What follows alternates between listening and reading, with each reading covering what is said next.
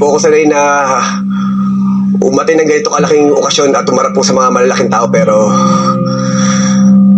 nandito po ako ngayon sa inyong harapan para ipakilala po ang aking sarili.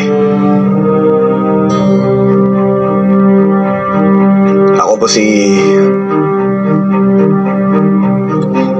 Jesus Nazareno Montenegro.